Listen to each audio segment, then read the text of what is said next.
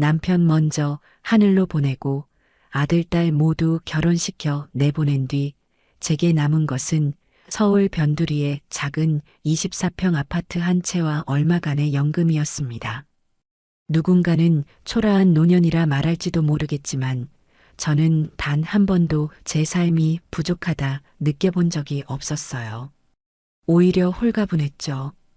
더 이상 누군가의 아내, 누군가의 엄마가 아닌 오롯이 박호순이라는 이름 석자로 살아갈 수 있는 시간이 주어진 것이니까요.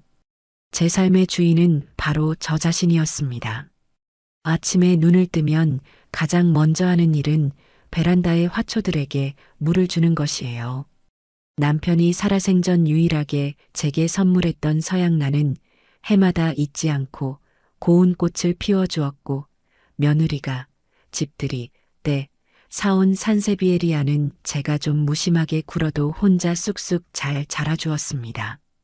식물들이 뿜어내는 싱그러운 기운을 받으며 마시는 연한 보리차 한 잔의 맛은 살아보지 않은 사람은 모를 겁니다.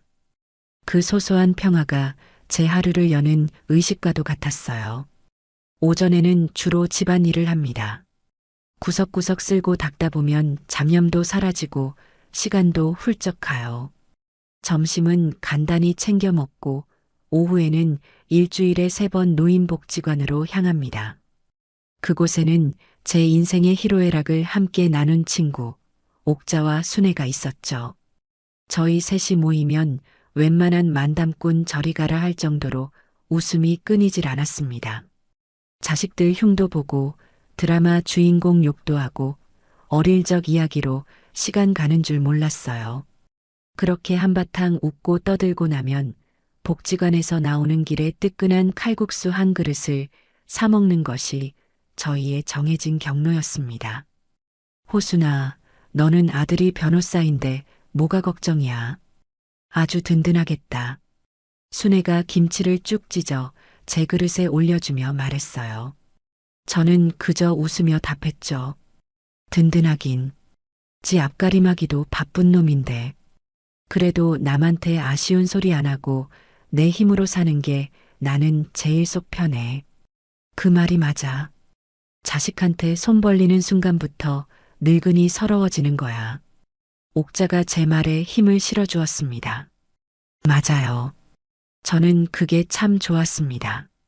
아들 내외에게 금전적으로 기대지 않아도 된다는 사실, 내가 먹고 싶은 것, 친구들과 나누고 싶은 것 정도는 내 연금과 남편이 남긴 유산으로 충분히 해결할 수 있다는 그 자존감이 제 허리를 꼿꼿하게 펴주는 힘이었어요. 그날도 옥자, 순애와 한참을 웃고 떠들다 집으로 돌아오는 길이었습니다.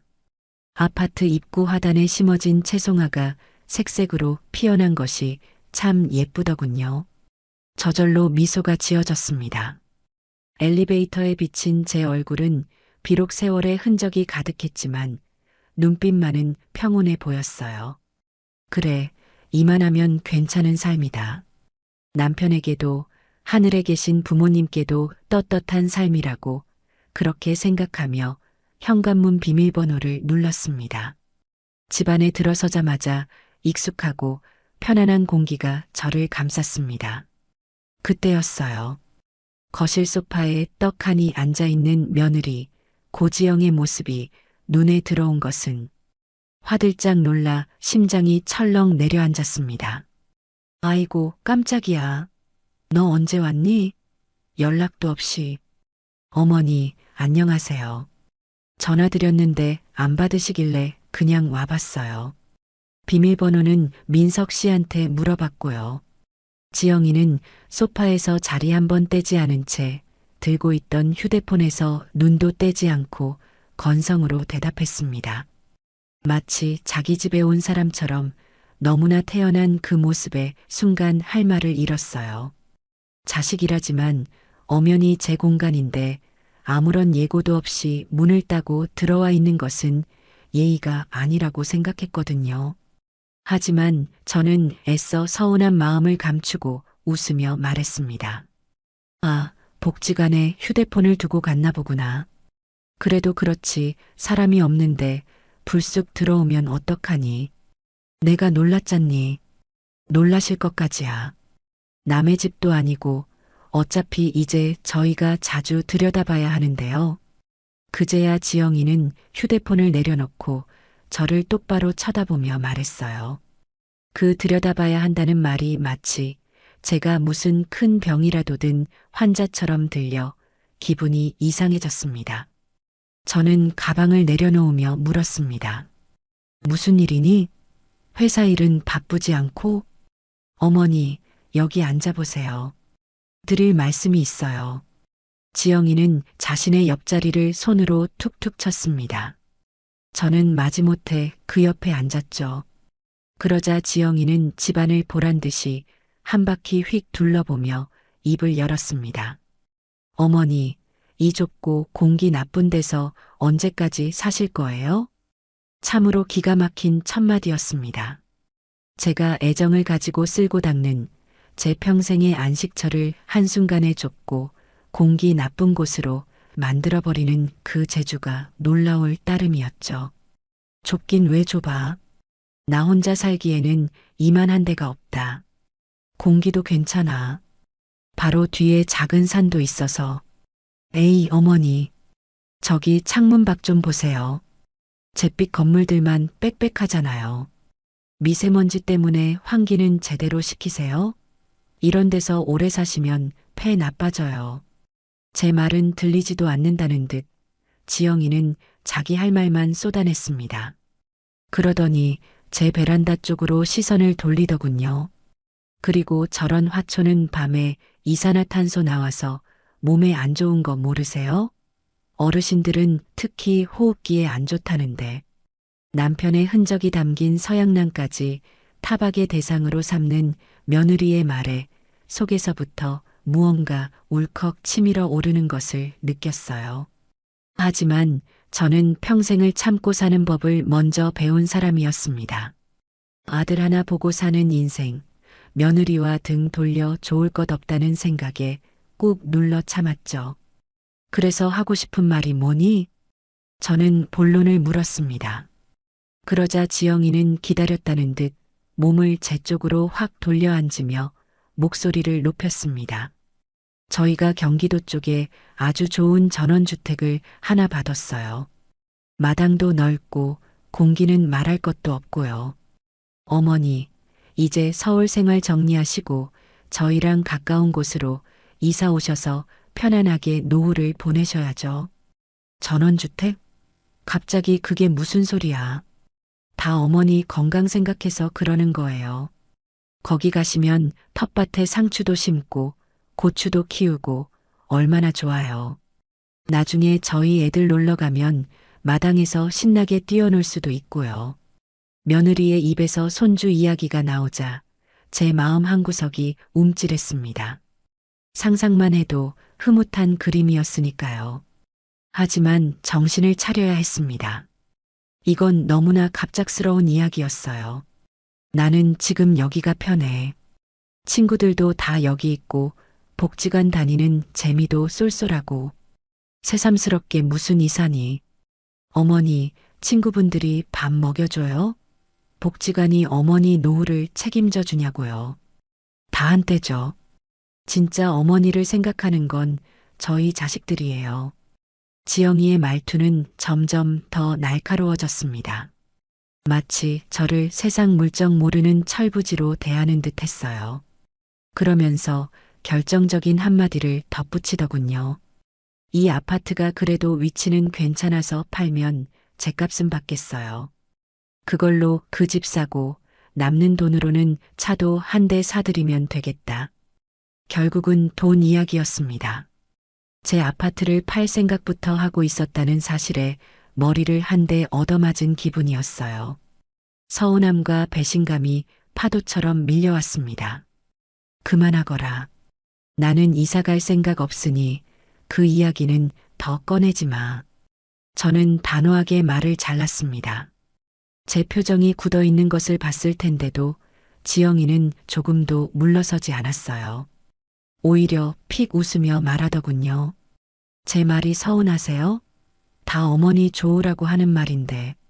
한번 잘 생각해 보세요. 이건 민석 씨도 동의한 일이에요. 그럼 저 가볼게요. 지영이는 그렇게 자기 할 말만 폭탄처럼 던져놓고는 마치 개선장군처럼 당당하게 현관을 나섰습니다. 쾅 하고 닫히는 문소리가 제 심장을 때리는 것 같았어요. 저는 한참을 소파에 멍하니 앉아 있었습니다. 방금 뭐가 휩쓸고 지나간 건지 정신을 차릴 수가 없었죠. 그날 저녁 아니나 다를까 아들에게서 전화가 왔습니다.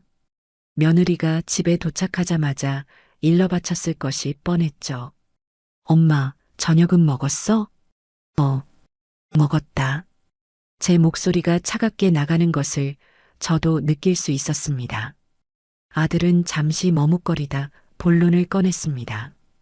엄마, 지영이한테 이야기 들었지? 너무 갑작스럽게 생각하지 말고. 다 엄마 건강 생각해서 그러는 거야. 낮에 며느리가 했던 말과 토씨 하나 다르지 않은 그 말이 제 귀에 박혔습니다. 아, 저놈은 그저 앵무새처럼 아내의 말을 옮기고 있을 뿐이구나. 민서가, 너는 어떻게 생각하니? 정말로 엄마가 그곳으로 이사 갔으면 좋겠어? 저는 아들의 진심이 듣고 싶었습니다. 하지만 아들의 대답은 제 기대를 무참히 짓밟았어요. 응, 엄마. 나는 정말 좋다고 생각해. 지영이가 보여준 사진 봤는데 집이 정말 예쁘더라. 마당에 꽃도 심고 채소도 키우고 엄마 적적하지 않아서 좋을 것 같아. 내가 지금 적적해 보이니? 나 아주 재미있게 잘 살고 있어. 아니, 그런 뜻이 아니라 엄마 혼자 계시는 게 저희는 늘 마음에 걸리지. 나중에 저희 애들 태어나면 마당에서 뛰어놀기도 좋잖아. 흙도 밟고 자연 속에서 크면 얼마나 좋아. 또다시 손주 이야기였습니다. 그들은 제 마음의 가장 약한 부분을 정확히 알고 있었고 집요하게 파고들었어요. 저는 한숨을 쉬며 말했습니다. 그 집은 누가 살 건데? 돈은 어디서 나고? 당연히 엄마가 살 집이지. 돈은 엄마, 이 아파트 정리하면 충분할 것 같아. 지영이가 다 알아봤대. 아들의 말에 가슴이 서늘해졌습니다. 이미 모든 계획을 다 세워놓고 제게는 통보만 하고 있는 것이었어요. 그 중심에는 며느리가 있었고 제 아들은 그저 아내의 계획에 동조하며 제게 어머니를 위한다는 포장을 씌우고 있을 뿐이었습니다. 나는 이 집이 좋아. 너희 아버지랑 함께 살던 집이고 내 친구들도 다 여기에 있어. 이제 와서 낯선 곳으로 가고 싶지 않다. 제 마지막 저항이었습니다. 하지만 아들은 포기하지 않았어요. 엄마, 우리도 다 생각이 있어서 그래. 언제까지 그 낡은 아파트에 살 거야. 이제는 우리도 엄마 좀 편하게 모시고 싶어. 제발 우리 생각도 좀 해줘. 우리를 생각해달라는 그 말이 비수처럼 날아와 가슴에 꽂혔습니다. 결국 저를 위한 것이 아니라 그들 자신들을 위한 일이라는 것을 스스로 인정한 셈이었으니까요. 전화기 너머로 아들의 간절한 목소리가 계속 이어졌습니다. 그 목소리를 들으며 저는 서서히 무너지고 있었습니다. 어쩌면 내가 너무 내 고집만 부리는 걸까? 자식들이 저렇게까지 생각해 주는데 내가 너무 꽉 막힌 늙은이처럼 구는 것은 아닐까? 평생을 자식 하나 잘 되기를 바라며 살아온 어미의 마음이 아들의 말 한마디에 속절없이 흔들리고 있었습니다. 거실 창밖으로 보이는 도시의 야경이 그날따라 유난히 차갑고 외롭게 느껴졌습니다. 그날 밤 저는 뜬 눈으로 밤을 새웠습니다. 아들의 마지막 말이 귓가에 맴돌며 심장을 어지럽게 찔러댔어요. 우리를 생각해달라니. 그 우리라는 말 속에 저는 포함되어 있지 않다는 사실이 너무나 명백해서 서글펐습니다. 평생을 자식 위주로 살아온 제 삶이 송두리째 부정당하는 기분이었죠. 하지만 다음 날 아침 떠오르는 해를 보며 저는 마음을 고쳐먹기로 했습니다. 어미니까요. 자식 이기는 부모 없다는 옛말이 왜 있겠어요. 어쩌면 정말로 저를 위하는 마음이 조금은 섞여 있을지도 모른다고, 제가 너무 꼬아서 생각하는 것일지도 모른다고 애써 제 자신을 다독였습니다. 늙을수록 마음을 넓게 써야 한다는 생각에 저는 결국 며느리의 제안을 받아들이기로 했습니다. 주말이 되자마자 며느리는 귀신같이 알고 전화를 했습니다. 어머니, 마음 정하셨어요? 그럼 당장 내일 집 보러 가시죠. 그 목소리에는 일말의 망설임도 없이 오직 자신의 계획이 성공했다는 기쁨만이 가득 차 있는 듯 했어요. 저는 힘없이 그러자고 대답했습니다. 다음 날 아침 아들 내외가 저를 데리러 왔습니다. 며느리는 운전석에, 아들은 조수석에 앉고 저는 뒷자리에 타야 했죠. 마치 택시를 탄 손님이 된 기분이었습니다. 차가 서울의 빽빽한 아파트 숲을 벗어나 한적한 국도로 접어들자 지영이는 보란 듯이 창문을 활짝 열며 말했어요. 어머니, 공기부터 다르죠? 가슴이 뻥 뚫리는 것 같아요. 서울은 정말 사람이 살 곳이 못 돼요. 마치 평생을 서울에서 산 제가 잘못된 인생을 살아온 사람인 양말하는 그 투가 거슬렸지만 저는 그저 창밖만 바라보았습니다. 아들은 옆에서 연신 아내의 말에 맞장구를 쳤어요. 그러게, 공기 정말 좋다. 엄마도 좋지? 저는 대답 대신 희미하게 웃어 보였습니다. 차 안에서의 대화는 시종일관 그런 식이었습니다. 전원 생활의 장점에 대한 며느리의 일장연설과 아들의 공허한 추임새. 제 의견을 묻는 사람은 아무도 없었습니다. 1시간을 넘게 달려 도착한 곳은 정말로 꽤 외진 곳이었습니다. 내비게이션이 알려주는 길을 따라 좁은 시골길로 한참을 더 들어가자 낡은 대문을 가진 집 한 채가 덩그러니 나타났어요. 사진으로 봤을 때는 주변 풍경에 가려져 그럴듯해 보였는데 실제로 보니 세월의 흔적을 정통으로 맞은 모습이었습니다. 회색이었을 담벼락은 곳곳이 거무죽죽하게 변해 있었고 마당의 잡초는 제멋대로 자라나 발 디딜 틈조차 마땅치 않았어요. 어때요, 어머니? 정말 그림 같지 않아요? 지영이는 제 표정은 아랑곳하지 않고 감탄사를 연발했습니다. 저는 말없이 집을 둘러보았죠. 양철로 된 지붕 일부는 녹이 슬어 있었고 나무로 된 창틀은 페인트가 벗겨져 속살을 드러내고 있었습니다. 아무리 보아도 그림 같은 집과는 거리가 멀었어요. 좀 낡아 보이는구나. 관리가 전혀 안 된 것 같은데. 제가 조심스럽게 말하자 지영이는 손을 내저으며 웃었습니다. 어머니, 이런 게 바로 전원생활의 멋이죠. 요즘 유행하는 빈티지 스타일이잖아요. 조금만 손보면 정말 예뻐져요. 이런 건 돈 주고도 못 구해요. 아들은 옆에서 고개를 끄덕이며 거들었어요. 맞아.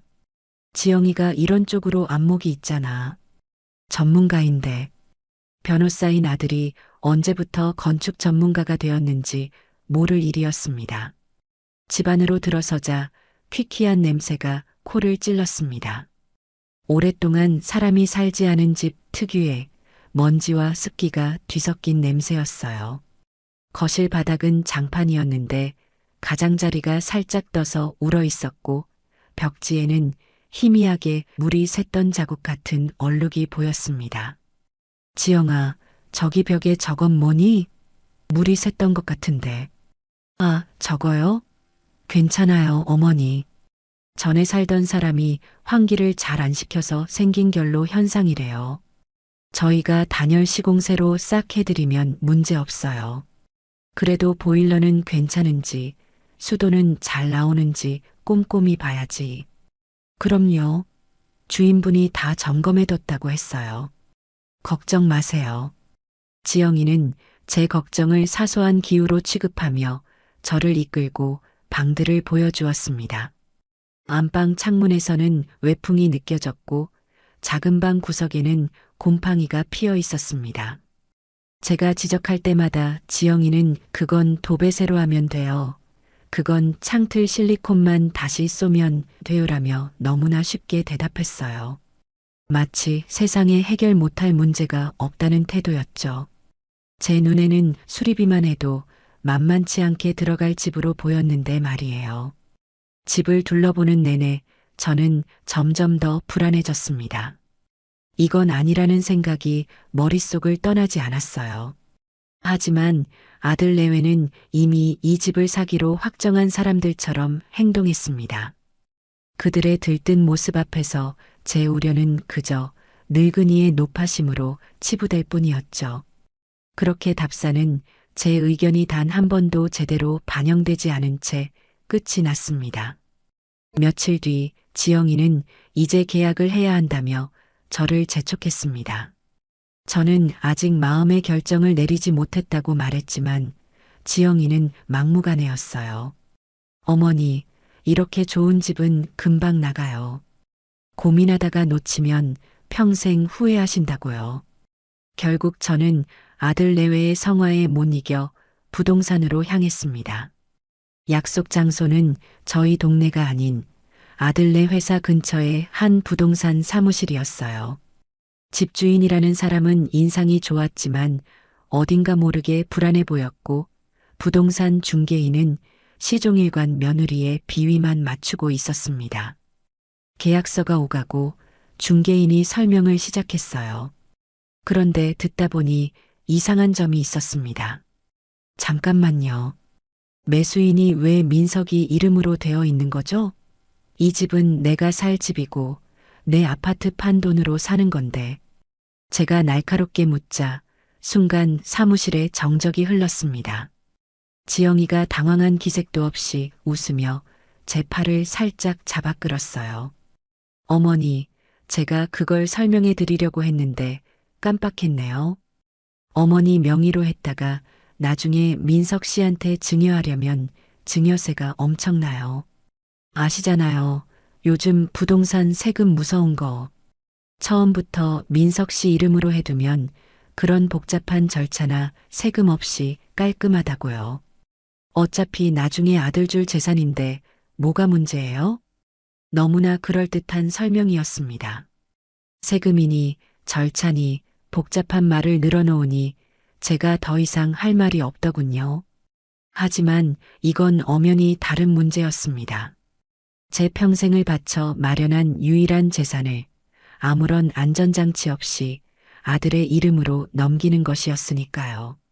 제가 망설이자 이번에는 아들이 나섰습니다. 엄마, 지영이 말이 맞아. 그게 훨씬 효율적이야. 그리고 엄마 집인데 내 이름으로 되어 있다고 뭐가 달라져? 내가 설마 엄마를 내쫓기라도 하겠어? 아들의 그 말에 저는 결국 무너졌습니다. 설마 내 아들이 하는 그 믿음이 제 눈을 가리고 귀를 막아버린 것이죠. 저는 떨리는 손으로 제 아파트를 파는 매도 계약서와 아들 이름이 매수인으로 적힌 전원주택 매매 계약서에 도장을 찍었습니다. 도장이 서류에 찍히는 순간 제 인생의 일부가 뚝 떨어져 나가는 것 같은 기분이 들었어요. 이어서 제 통장에 있던 아파트 매매 대금이 아들 통장으로 이체되었습니다. 휴대폰에 찍힌 이체 완료 메시지를 보는 순간 가슴이 쿵 하고 내려앉았습니다. 이제 정말 돌이킬 수 없게 된 것이었죠. 집으로 돌아오는 길, 저는 아무 말도 할 수 없었습니다. 지영이는 신이 나서 앞으로 집을 어떻게 꾸밀지에 대해 떠들어댔지만 제 귀에는 아무것도 들리지 않았어요. 그저 멍하니 창밖만 바라볼 뿐이었습니다. 집에 도착하자마자 저는 가장 친한 친구 옥자에게 전화를 걸었습니다. 자초지종을 설명하는 제 목소리는 저도 모르게 떨리고 있었어요. 모든 이야기를 들은 옥자는 한동안 말이 없었습니다. 그러더니 전화기 너머로 버럭 소리를 질렀어요. 박호순, 너 미쳤어? 제정신이야? 요즘 세상이 어떤 세상인데 평생 모은 재산을 덜컥 아들 이름으로 넘겨줘. 당장 물러. 그 계약 물으라고 해. 옥자는 불같이 화를 냈습니다. 친구의 격한 반응에 저는 오히려 당황해서 변명을 늘어놓았어요. 아니야, 옥자야. 그게 아니라 세금 문제 때문에. 그리고 민석이가 설마 어떻게 하겠어. 다 나 편하게 살라고 해주는 건데. 편하게? 너는 지금 내 발로 지옥 불구덩이에 걸어 들어간 거야. 그 며느리가 보통 내기 같아? 너 이용해 먹으려는 수작이 뻔히 보이는데 그걸 속아 넘어가? 아들이고 뭐고 믿을 놈 하나 없어. 너 나중에 길바닥에 나앉고 후회해도 나는 모른다. 옥자는 쓴소리를 퍼부었습니다. 친구의 말이 100번 옳다는 것을 머리로는 알고 있었지만 이미 엎질러진 물이었습니다. 그리고 제 아들을, 제 선택을 스스로 부정하고 싶지 않은 오기가 생겼어요. 끊어. 너는 왜 그렇게 사람 말을 나쁘게 만드니? 내 아들이야. 내가 내 아들 믿겠다는데 내가 뭔데 이래라 저래라야. 저는 저도 모르게 소리를 지르고 전화를 끊어버렸습니다. 수화기를 내려놓고 나니 심장이 미친 듯이 뛰고 손이 덜덜 떨렸어요. 옥자와는 평생 한 번도 이렇게 싸워본 적이 없었습니다. 가장 나를 위하는 친구에게 해서는 안 될 말을 했다는 죄책감과 그럼에도 불구하고 친구의 저주 같은 경고가 현실이 될까 두려운 마음이 뒤섞여 눈물이 핑 돌았습니다. 저는 애써 불안감을 떨쳐내며 중얼거렸습니다. 아니야. 민석이는 착한 아들이야. 옥자가 오해한 거야. 다 잘 될 거야. 그렇게 스스로에게 주문을 걸고 있었지만 마음속 깊은 곳에서부터 피어오르는 의심의 씨앗은 이미 걷잡을 수 없이 자라나고 있었습니다. 계약이 끝나자 이사는 일사천리로 진행되었습니다. 며느리는 마치 점령군처럼 제 삶에 깊숙이 개입하기 시작했어요. 이삿짐 센터를 예약하고 필요 없는 물건들을 멋대로 처분하라고 지시했죠.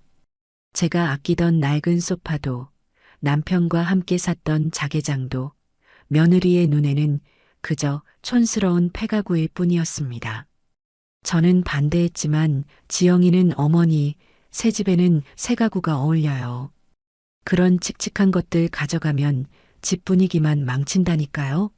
라며 제 의견을 묵살했습니다. 결국 저는 제 추억이 담긴 물건들이 헐값에 팔려나가는 것을 속수무책으로 지켜봐야만 했어요. 이삿날 아침이 밝았습니다. 정든 아파트를 떠나야 한다는 생각에 밤새 뒤척였지만 이제는 돌이킬 수 없는 일이었죠. 이삿짐 센터 직원들이 들이닥쳐 순식간에 집안의 물건들을 드러내기 시작했습니다. 정신없는 와중에도 아들 내외는 보이지 않았어요. 한참이 지나서야 지영이에게서 전화가 왔습니다. 어머니, 저희 지금 출발했어요. 길이 좀 막히네요. 그들은 이사가 거의 끝나갈 무렵에야 모습을 드러냈습니다. 짐이 모두 빠져나가 텅 비어버린 아파트를 보니 가슴 한쪽이 아려왔어요. 이곳에서 보낸 수십 년의 세월이 먼지처럼 공중으로 흩어지는 기분이었습니다. 전원주택에 도착하자 직원들은 새로운 집주인인 양행세하는 지영이의 지시에 따라 짐을 옮기기 시작했습니다.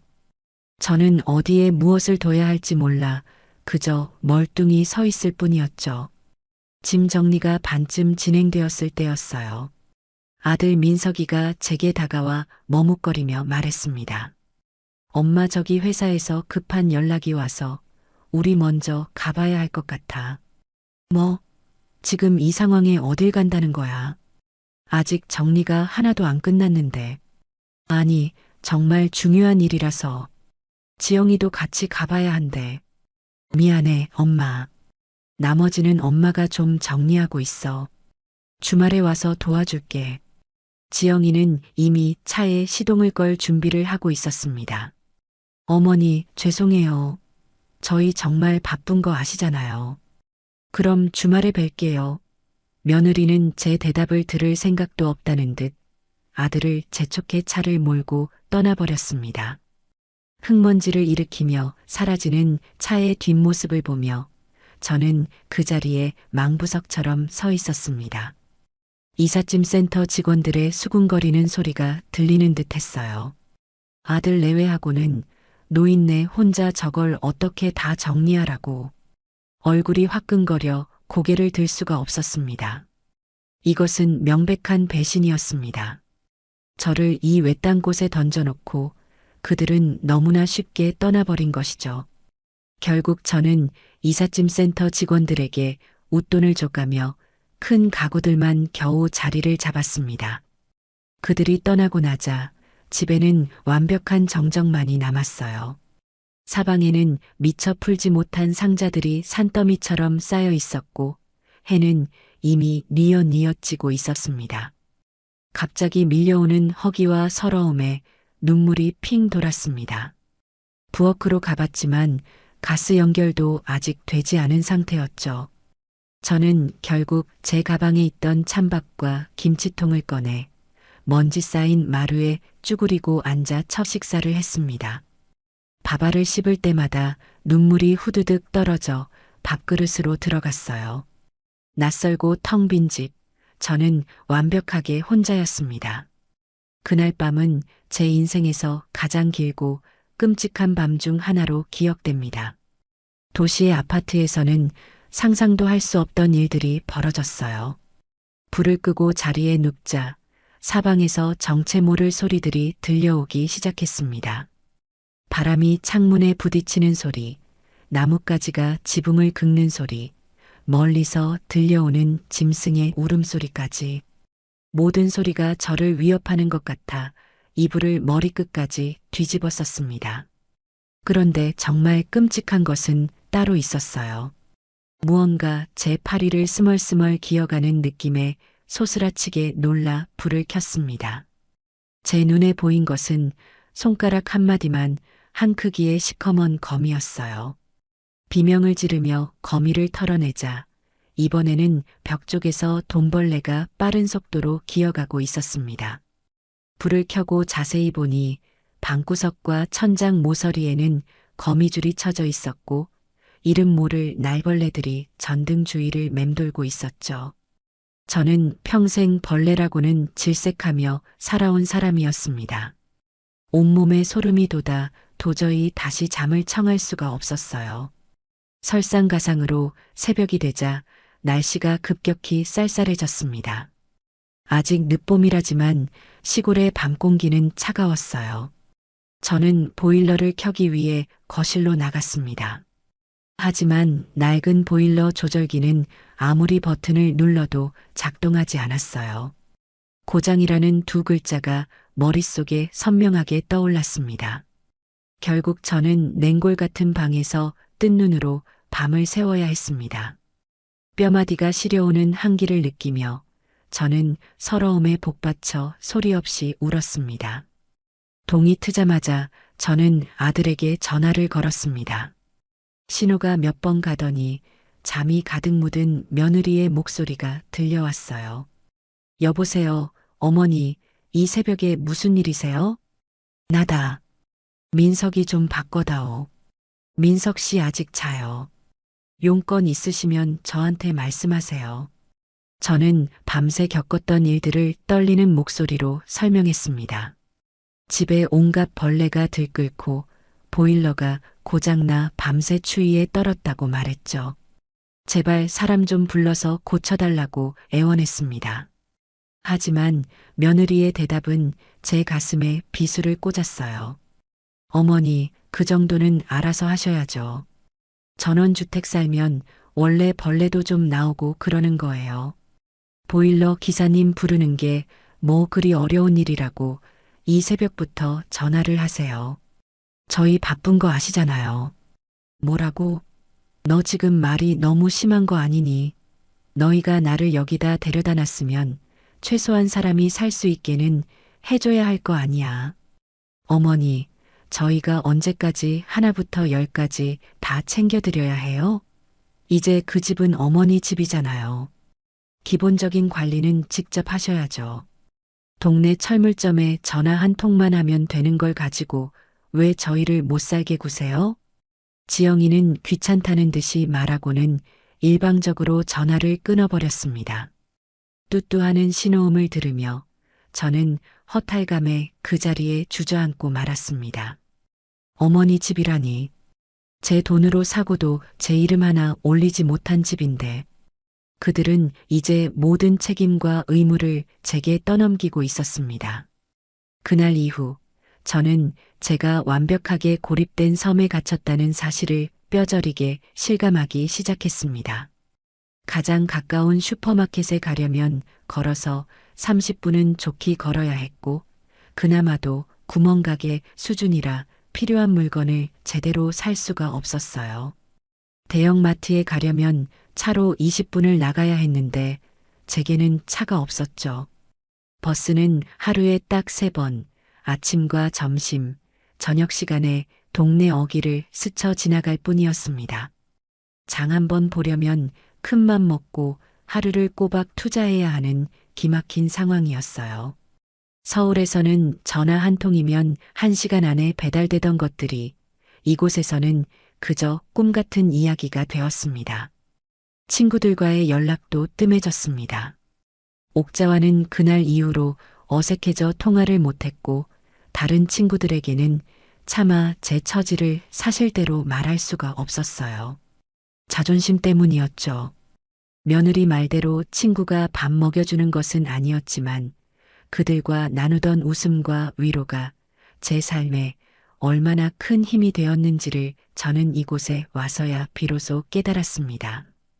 저는 매일 밤 후회와 외로움 속에서 뒤척였습니다. 내가 왜 이곳에 왔을까? 무엇을 위해 내 모든 것을 버리고 이곳으로 왔을까? 아무리 생각해봐도 답을 찾을 수가 없었습니다. 외로움과 불편함 속에서 하루하루를 버텨내던 어느 주말이었습니다. 갑자기 집 앞이 소란스러워져 창밖을 내다보니 못 보던 외제 차 2대가 흙먼지를 일으키며 마당으로 들어오고 있었어요.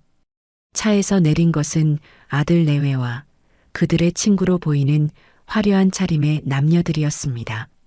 며느리 지영이는 제게 전화 한 통 없이 불쑥 나타나서는 마치 자기 별장의 온 주인처럼 행동했어요. 어머니, 저희 왔어요. 친구들이 집 너무 좋다고 구경하고 싶다고 해서요.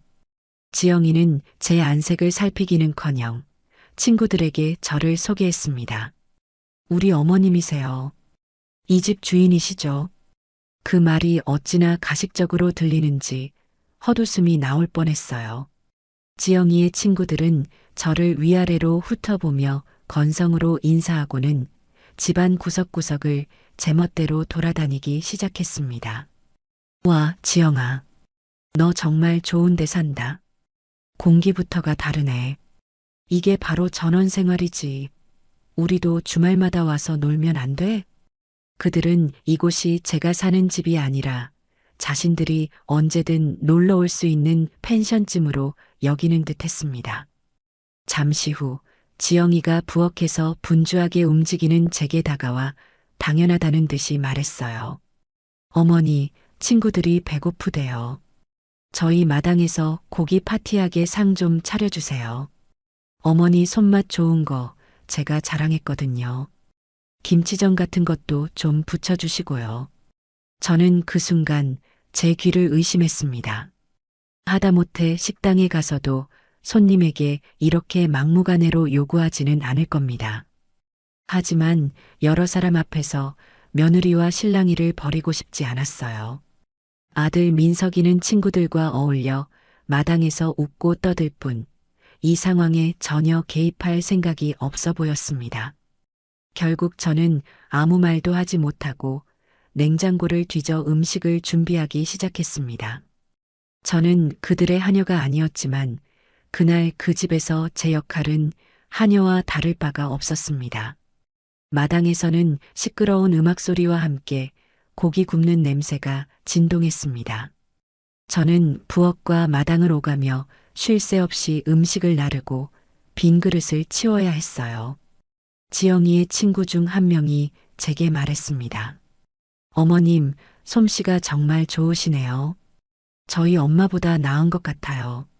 칭찬처럼 들렸지만 저를 민석 씨 어머니가 아닌 음식 잘하는 아줌마 정도로 취급하는 말투에 기분이 상했습니다. 그들은 밤이 깊어가는 줄도 모르고 술을 마시고 노래를 부르며 소란을 피웠습니다. 저는 몸이 피곤하다는 핑계로 먼저 방에 들어왔지만 시끄러운 소음 때문에 잠을 이룰 수가 없었어요. 방문 틈으로 그들의 대화가 새어 들어왔습니다. 지영아, 너는 정말 시어머니 복 받았다. 이렇게 밥도 다 차려주시고, 복은 무슨, 내가 저 집을 핑계로 대출받아서 우리 아파트 잔금 치른 거 알면 기절하실걸? 저 영감님은 순진해서 자기가 진짜 주인인 줄 알아.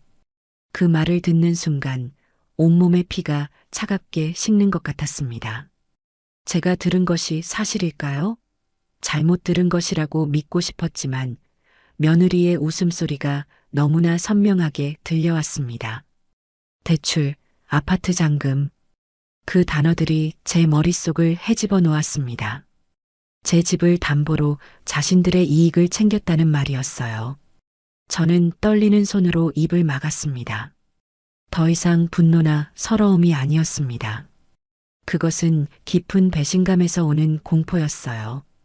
다음 날 아침 아들 내외와 그 친구들은 늦잠을 자고 일어나 제가 차려준 해장국까지 한 그릇씩 비우고는 짐을 챙겼습니다. 어머니, 잘 쉬다 가요. 다음에 또 놀러 올게요. 지영이는 아무 일도 없었다는 듯 해맑게 웃으며 손을 흔들었습니다. 그들이 떠난 뒤 집은 마치 폭풍이 휩쓸고 간 듯한 모습이었습니다. 마당에는 담배꽁초와 빈 술병들이 나뒹굴었고 거실 바닥은 과자 부스러기와 흘린 음료수로 끈적거렸습니다. 설거지통에는 그들이 먹고 마신 그릇들이 산더미처럼 쌓여 있었죠. 저는 그 아수라장을 보며 망연자실 서 있었습니다. 그때였어요. 거실 한쪽에 놓인 작은 탁자 위에서 무언가 반짝이는 것을 발견한 것은 다가가 보니 그것은 제가 결혼할 때 친정어머니에게 물려받은 찻잔 세트 중 하나의 파편이었습니다. 손님 올 때만 아껴서 내놓던 제게는 소중한 유품과도 같은 것이었죠. 아마도 누군가 술에 취해 떨어뜨린 모양이었습니다. 산산조각 난 찻잔을 보는 순간 제 안에서 무언가 툭 하고 끊어지는 소리가 났습니다. 밤새 저를 짓누르던 의심과 서름, 분노가 한꺼번에 폭발한 것이죠. 저는 떨리는 손으로 휴대폰을 들어 아들에게 전화를 걸었습니다. 신호가 몇 번 가기도 전에 아들이 전화를 받았어요. 엄마, 왜? 민서가, 너 당장 이리로 다시 와. 너희들이 무슨 짓을 하고 갔는지 와서 직접 봐.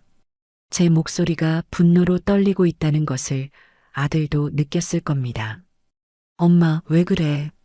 무슨 일 있어? 무슨 일이 있냐고? 너희들이 집을 이 난장판으로 만들어 놓고 내가 아끼는 찻잔까지 깨뜨려 놓고 그냥 가면 다야? 그리고 내가 어젯밤에 다 들었어. 지영이가 친구들한테 하는 말. 이 집 담보로 너희 아파트 잔금을 치렀다는 말. 그게 다 무슨 소리야? 저는 숨도 쉬지 않고 소리쳤습니다. 제 말에 아들은 한동안 아무 말이 없었어요. 전화기 너머로 지영이와 무언가 수군거리는 소리가 들리는 듯 했습니다. 잠시 후 아들이 조심스럽게 입을 열었습니다. 그의 대답은 제 마지막 희망마저 산산조각 내버렸습니다. 엄마, 일단 진정하고 들어봐. 그 찻잔은 미안해. 친구가 실수로 그런 거야. 내가 똑같은 걸로 새로 사줄게. 새로 사줘? 이게 그런 문제로 보이니? 내 추억과 마음을 너희가 뭔데 함부로 깨뜨려. 그리고 그 돈 문제는 오해야. 엄마, 지영이가 친구들한테 허풍 좀 떤 거야. 알잖아. 걔가 좀 그런 면이 있는 거. 기 좀 살려주고 싶어서 그랬나 보지. 엄마가 예민하게 반응하는 거야. 오해, 허풍, 예민한 반응. 아들의 입에서 나온 단어들은 하나하나가 제 속을 후벼 팠습니다. 자신의 아내가 저지른 잘못을 덮기 위해 모든 것을 제 탓으로 돌리고 있었어요. 심지어 제가 들은 그 끔찍한 진실마저도 며느리의 허풍과 저의 예민함으로 치부해버렸습니다. 그 순간 저는 깨달았습니다. 아, 내 아들은 이제 더 이상 내 아들이 아니구나. 저 아이는 이미 고지영이라는 여자의 남편이자 공범일 뿐이었습니다. 제게 남은 것은 아무것도 없었어요. 그래, 알겠다. 이제 다 알겠어. 저는 힘없이 말하고 전화를 끊었습니다. 눈물조차 나오지 않았어요. 그저 텅 빈 마루에 주저앉아 산산조각난 찻잔 조각들을 하염없이 내려다볼 뿐이었습니다. 차갑고 단단한 결심이 제 마음속에서 서서히 모양을 갖추기 시작했습니다. 이대로 당하고만 있지는 않으리라. 내 인생을, 내 재산을 이렇게 허무하게 빼앗길 수는 없다고. 칠흑 같은 절망 속에서 아주 작은 불씨 하나가 타오르기 시작했습니다. 그것은 복수를 향한, 그리고 제 인생을 되찾기 위한 처절한 의지였습니다. 그날 이후 집은 단순한 낯선 공간이 아니라 거대한 감옥처럼 느껴졌습니다. 아들 내외가 다녀간 흔적인 난장판을 치우면서 저는 깨진 찻잔 조각들을 조심스럽게 신문지에 쌌습니다. 더 이상 이 집에 둘 수 없는 물건이었죠. 그것은 제 마음의 파편이기도 했습니다. 며느리의 잔인한 말과 아들의 비겁한 침묵은 제 머릿속에서 떠나지 않았고, 밤이 되면 그들의 목소리가 환청처럼 들려 잠을 설치기 일쑤였습니다. 저는 점점 더 말수가 줄어들고 창밖을 멍하니 바라보는 시간이 늘어갔습니다. 희망이라는 단어는 제 사전에서 지워진 지 오래였어요. 한 달이 지났을까 우편함에 꽂힌 몇 통의 고지서가 제 남은 삶마저 벼랑 끝으로 몰고 가기 시작했습니다. 도시가스 요금, 전기요금, 수도요금. 서울 아파트에 살 때와는 비교도 할 수 없는 금액이 찍혀 있었어요. 특히 제 키만한 기름통을 채워야 하는 난방비는 상상을 초월하는 수준이었습니다. 낡고 단열이 제대로 되지 않는 이 집은 마치 돈을 빨아들이는 괴물 같았죠. 제 연금으로는 이 모든 공과금을 감당하고 나면 식비조차 빠듯할 지경이었습니다. 손이 덜덜 떨렸습니다. 평생 누구에게 아쉬운 소리 한 번 하지 않고 살아온 제 자신이 이제는 돈 때문에 쩔쩔매는 신세가 된 것이 비참해서 견딜 수가 없었어요. 며칠을 끙끙 앓다가 저는 결국 자존심을 접고 아들에게 전화를 걸었습니다. 생활비를 조금만 보태달라는 말을 꺼내기가 얼마나 어려웠는지 모릅니다. 목구멍에 가시가 걸린 것처럼 말이 나오지 않았어요. 민서가 다름이 아니라 여기 시골집이 유지비가 생각보다 많이 드는구나. 난방비가 너무 많이 나와서 말이다. 엄마 연금으로는 조금 부족할 것 같아서. 저는 최대한 담담하게 말하려고 애썼지만 목소리는 염치 없게도 떨리고 있었습니다.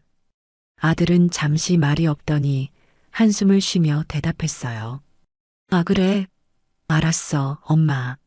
내가 지영이랑 상의해 볼게. 그 대답을 듣는 순간 저는 전화를 끊고 싶었습니다. 왜 며느리와 상의를 해야 하는 걸까요? 제가 아들을 어떻게 키웠는데 이제는 어미에게 용돈 한 푼 주는 것조차 아내의 허락을 받아야 하는 신세가 되었단 말입니까? 하지만 저는 아무 말도 하지 못했습니다. 돈을 받아야 하는 을의 입장이었으니까요. 전화는 그렇게 허무하게 끝났고 며칠이 지나도 아들에게서는 아무런 연락이 오지 않았습니다. 그러던 어느 날 오후 또다시 지영이가 예고도 없이 들이닥쳤습니다. 이번에는 양손에 아무것도 들지 않은 채 노트북 가방 하나만 달랑 메고 있었어요. 어머니, 저 왔어요. 민석 씨한테 이야기 들었어요. 생활비가 부족하시다고요? 지영이는 마치 채권자라도 된 듯한 표정으로 부엌 식탁에 앉아 노트북을 펼쳤습니다. 저는 불안한 마음으로 그 맞은편에 앉았죠. 지영이는 보란 듯이 엑셀 파일을 화면에 띄웠습니다. 그 안에는 박호순 여사 생활비 지출 내역 분석이라는 끔찍한 제목과 함께 제가 지난달 쓴 카드 내역과 공과금 항목들이 빼곡하게 정리되어 있었습니다. 아들이 제 카드 명세서까지 아내에게 가져다 준 모양이었습니다. 수치심에 얼굴이 달아올랐어요. 어머니, 제가 쭉 분석을 해보니까요. 불필요한 지출이 너무 많으세요. 지영이는 안경까지 꺼냈으며 전문가 행세를 했습니다. 여기 보세요. 마트에서 반찬을 사드셨네요? 어머니, 마당이 이렇게 넓은데 왜 반찬을 사드세요? 상추랑 깻잎, 고추 같은 건 직접 심어서 해결하시면 식비가 확 줄어요. 제가 주말에 모종 사다 드릴게요. 기가 막혔습니다. 허리가 아파서 오래 서 있지도 못하는 늙은 어미에게 텃밭을 일고 식비를 해결하라는 말이 그렇게 쉽게 나올 수 있다니. 그리고 이건 뭐예요? 친구분이랑 칼국수를 사드셨네. 어머니, 지금 돈이 부족하시다면서 밖에서 음식을 사드시면 어떡해요? 이런 건 줄이셔야죠. 순애가 잠시 들렀을 때 딱 한 번 사 먹은 칼국수였습니다. 그날의 짧은 위로마저도 며느리의 눈에는 불필요한 지출로 보였던 겁니다. 지영이는 제 모든 생활을 숫자로 재단하고 제 모든 행동을 낭비로 규정했습니다. 저는 마치 죄인처럼 고개를 숙인 채 그 모욕적인 분석을 듣고만 있어야 했어요. 어머니, 제가 이렇게 가계부를 짜봤어요. 이대로만 하시면 한 달에 30만 원은 아끼실 수 있을 거예요. 그럼 생활비 더 드릴 필요 없겠죠? 지영이는 자신이 만든 예산안을 제게 내밀었습니다. 식비 15만 원, 교통비 3만 원, 그 비현실적인 숫자들이 저를 조롱하는 것 같았습니다. 저는 더 이상 참을 수가 없었어요. 그만해라. 내가 너에게 이런 취급까지 받으려고 여기 온 줄 아니? 나는 너가 주는 돈 안 받아. 없으면 굶으면 그만이야. 당장 나가. 제가 소리치자 지영이는 조금도 놀라지 않고 오히려 차갑게 웃으며 말했습니다. 어머니, 지금 화내실 때가 아니에요. 현실을 직시하셔야죠. 이 집 유지비가 다 어디서 나오겠어요? 결국 다 저희 부담이에요. 저희도 저희 인생 살아야죠. 언제까지 어머니 뒤치다꺼리만 하고 살 수는 없잖아요. 뒤치다꺼리라는 말이 비수처럼 날아와 심장에 박혔습니다. 평생을 자식을 위해 헌신한 결과가 고작 뒤치다꺼리 취급이라니. 저는 할 말을 잃고 부들부들 떨었습니다. 지영이는 자신의 목적을 달성했다는 듯 만족스러운 표정으로 노트북을 닫고 일어섰습니다. 그리고는 현관을 나서며 한마디를 툭 던졌어요. 텃밭 모종은 이번 주말에 꼭 사다 드릴게요. 부지런히 일구셔야 해요, 어머니. 그날 저는 제 인생에서 가장 큰 굴욕감을 맛보았습니다. 그 일이 있은 후로 저는 정말로 허리띠를 졸라매기 시작했습니다. 며느리의 돈을 받느니 차라리 굶겠다는 오기 때문이었죠. 하루에 한 끼만 먹는 날이 늘어갔고 외출은 아예 꿈도 꾸지 않았습니다. 쌀쌀한 저녁에도 보일러를 켜지 않고 두꺼운 옷을 껴입고 잠을 청했어요. 몸도 마음도 쇠약해져 가는 것이 느껴졌지만 누구에게도 손을 벌리고 싶지 않았습니다. 그렇게 위태로운 하루하루가 이어지던 어느 늦여름 날이었습니다. 아침부터 하늘이 잔뜩 찌푸려져 있더니 오후가 되자 장대비가 쏟아지기 시작했어요. 처음에는 그저 비가 오는가 보다 했습니다. 창밖으로 세차게 내리는 비를 보며 씻겨나가는 먼지처럼 제 마음의 시름도 좀 씻겨나가면 좋겠다고 생각했죠. 하지만 시간이 지날수록 빗줄기는 점점 더 거세졌고 바람까지 동반해 창문을 세게 때렸습니다. 그때였어요. 안방 천장 구석에서 툭 하고 물방울 떨어지는 소리가 들린 것은 잘못 들었나 싶어 귀를 기울이니 잠시 후 투둑하고 또다시 물방울이 떨어졌습니다. 고개를 들어 천장을 보니 벽지를 타고 희미하게 젖은 자국이 번지고 있었어요. 제 심장이 쿵 하고 내려앉았습니다. 지영이가 괜찮다고 결로 현상일 뿐이라고 장담했던 바로 그 자리였습니다. 저는 급하게 바닥에 수건을 깔고 대야를 가져다 놓았습니다.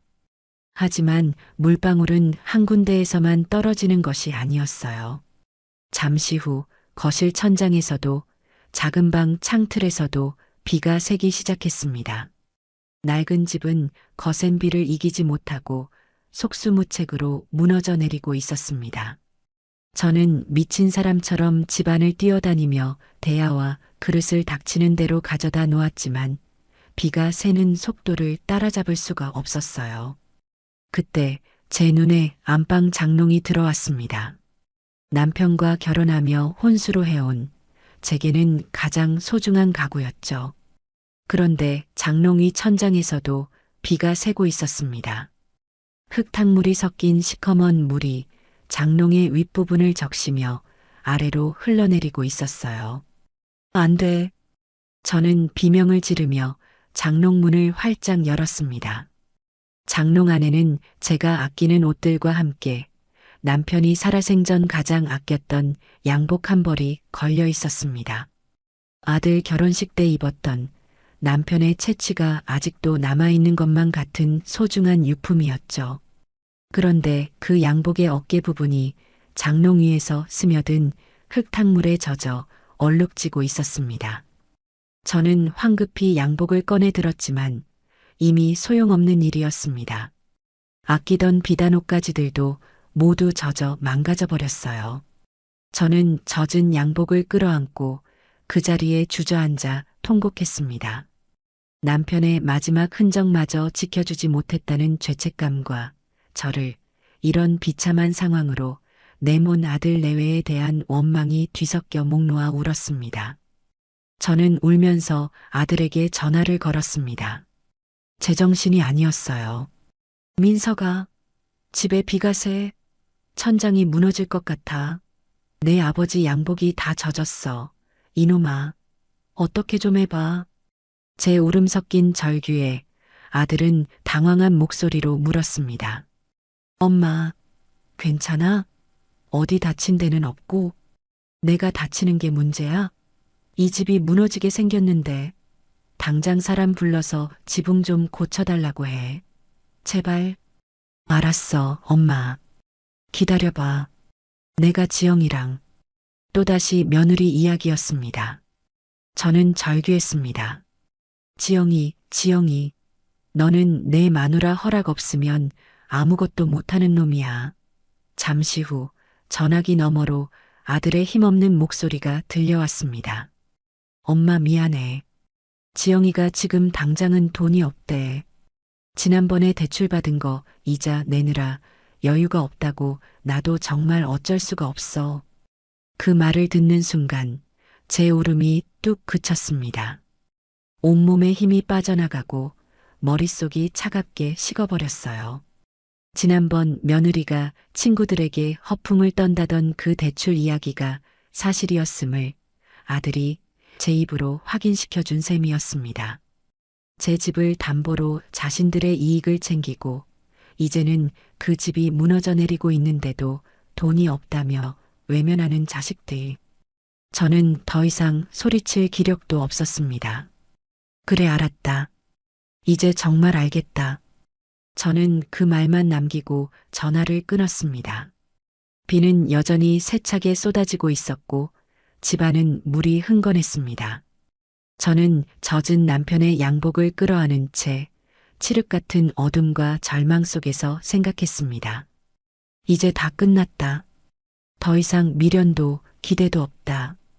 그리고 그 절망의 가장 밑바닥에서 아주 작은 불씨 하나가 다시 타오르기 시작했습니다. 그것은 더 이상 슬픔이나 분노가 아니었습니다.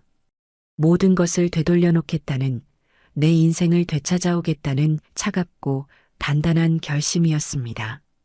다음 날 아침, 비는 언제 왔냐는 듯 그치고 거짓말처럼 맑은 하늘이 드러났습니다.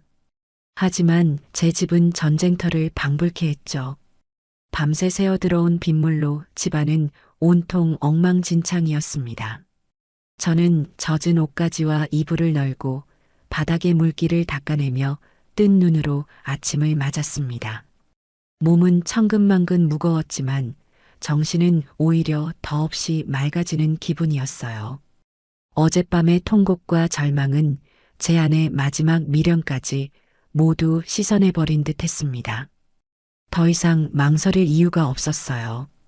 저는 수화기를 들고 한참 동안 망설이다 겨우 번호를 눌렀습니다. 친구 옥자의 번호였죠. 신호가 몇 번 가고 익숙한 목소리가 들려왔습니다. 여보세요? 옥자야, 나야. 제 목소리를 듣자마자 옥자는 아무 말도 하지 않았습니다. 잠시 동안의 침묵이 흘렀고 저는 그 침묵이 수만 마디의 말보다 더 무겁게 느껴졌습니다. 호순이 너구나. 목소리가 왜 그래? 무슨 일 있어? 옥자의 걱정스러운 목소리에 애써 닫아두었던 눈물샘이 다시 터져 나왔습니다. 저는 아무 말도 하지 못하고 그저 흐느끼기만 했어요. 너 우는구나. 우는 거 보니 내가 걱정했던 일이 터졌구나. 그렇지? 옥자는 모든 것을 알고 있다는 듯이 말했습니다. 저는 결국 울음 섞인 목소리로 모든 것을 털어놓았습니다. 전원주택에서의 비참한 생활, 며느리의 모욕적인 언사, 아들의 배신, 그리고 어젯밤에 끔찍했던 사건까지. 한참 동안 제 이야기를 잠자코 듣고 있던 옥자가 말했습니다. 알았다. 너 지금 당장 택시 잡아 타고 서울로 와. 우리 집으로. 주소는 알지? 아무것도 챙기지 말고 몸만 와. 당장. 옥자의 단호한 목소리에 저는 홀린 듯이 그러겠다고 대답했습니다. 전화를 끊고 저는 젖은 남편의 양복을 신문지에 잘 싸서 가방에 넣었습니다. 그리고 깨진 찻잔 조각을 쌌던 꾸러미도 함께 챙겼죠. 이것들은 제가 겪은 고통의 증거였습니다. 저는 마을 입구까지 걸어나가 콜택시를 불렀습니다. 택시에 올라타며 뒤를 돌아보았을 때 언덕 위에 위태롭게 서 있는 그 집이 보였습니다. 저곳은 제 집이 아니었어요. 제 무덤이었죠. 택시가 서울을 향해 달리기 시작하자 저는 비로소 숨통이 트이는 것을 느꼈습니다. 옥자의 아파트에 도착했을 때 옥자는 현관문 앞에서 저를 기다리고 있었습니다. 제 헬쑥한 몰골을 보자마자 옥자의 눈시울이 붉어졌어요. 이 바보 같은 년. 꼴이 이게 뭐야? 꼴이. 옥자는 저를 와락 끌어안고 제 등을 두들겼습니다. 그 따뜻한 품에 안기자 저는 어린아이처럼 서럽게 울음을 터뜨렸습니다. 한참을 울고 나서야 저는 겨우 진정할 수 있었어요. 옥자는 아무것도 묻지 않고 따뜻한 물에 저를 씻기고 새 옷을 내어주고 뜨끈한 밥상을 차려주었습니다. 며칠 만에 처음으로 먹는 따뜻한 집밥이었어요. 밥을 먹는 내내 저는 아무 말도 하지 않았고 옥자도 아무것도 묻지 않았습니다. 식사가 끝나고 옥자는 제 맞은편에 앉아 단호한 표정으로 말했습니다. 자, 이제 울음은 끝났다. 지금부터는 정신 똑바로 차려야 해, 박호순. 옥자야, 나 어떡하면 좋으니? 이제 와서 내가 뭘 할 수 있겠어. 뭘 하긴 뭘 해. 내 인생, 내 돈 다 되찾아와야지. 그 악독한 며느리랑 등신 같은 아들놈한테 내가 호락호락한 사람이 아니라는 걸 똑똑히 보여줘야지. 옥자의 눈빛은 불타고 있었습니다. 그 눈빛을 보니 저도 모르게 힘이 솟는 것 같았어요. 근데 어떻게?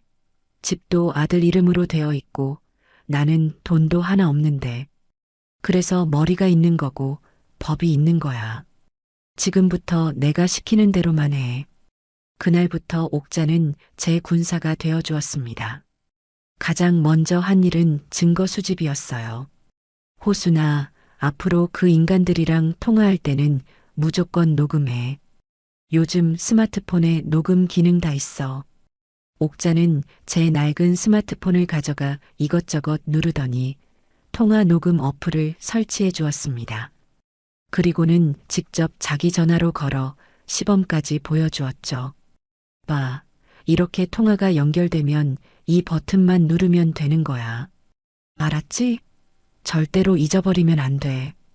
저는 고개를 끄덕였습니다. 다음으로 옥자는 제게 집안의 망가진 곳들을 모두 사진으로 찍어두라고 했습니다. 빗새는 천장, 곰팡이 핀 벽, 썩은 마루. 전부 다 날짜 나오게 해서 찍어. 내가 얼마나 엉망인 곳에서 살았는지 증거를 남겨야 해.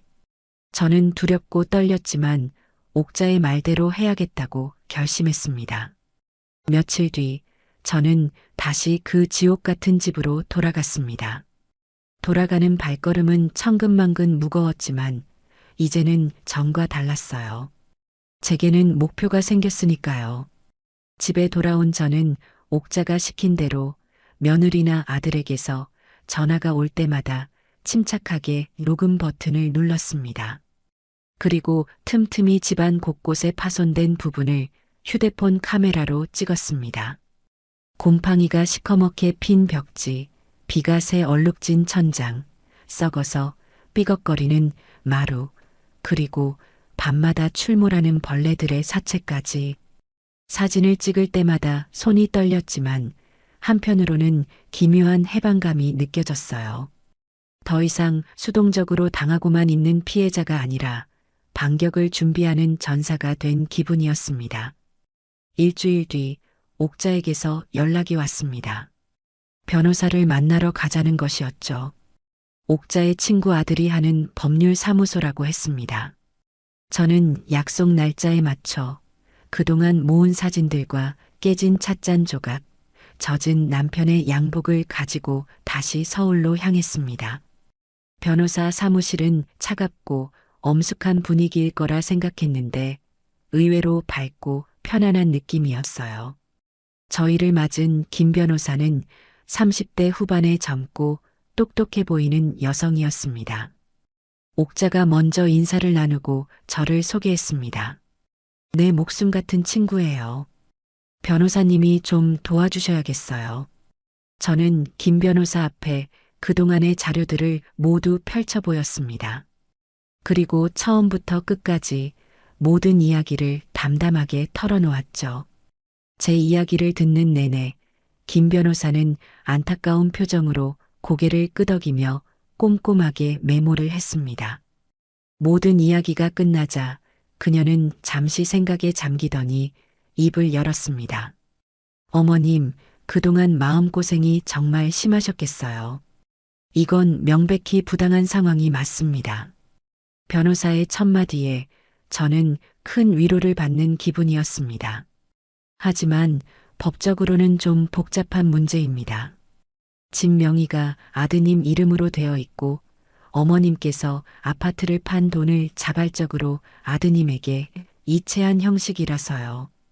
이걸 증여가 아니라 명의신탁이었다고 입증하는 것이 관건입니다. 김 변호사는 어려운 법률 용어를 쓰면서도 제가 이해하기 쉽게 차근차근 설명해 주었습니다. 다행히 증거가 아주 없는 것은 아닙니다. 어머님께서 평생 모은 전 재산인 아파트를 팔아서 자금 전부를 아들에게 주었고 그 돈으로 바로 집을 샀다는 이 금융거래 내역 자체가 강력한 증거가 될 수 있어요. 그리고 이 통화 녹취들이 아주 중요합니다. 아드님과 며느님이 어머니 집이라고 지칭하는 부분, 생활비 문제로 다퉜던 부분들이 모두 유리한 증거로 사용될 수 있습니다. 그러더니 김 변호사는 제게 결정적인 질문을 했습니다. 어머님, 혹시 아드님 내외가 이 집을 담보로 대출을 받았다는 사실을 증명할 만한 게 있을까요? 지난번에 며느님이 친구분들과 하는 이야기를 들었다고 하셨죠? 네, 분명히 제 귀로 들었어요. 자기들 아파트 잔금을 치르려고 대출을 받았다고요.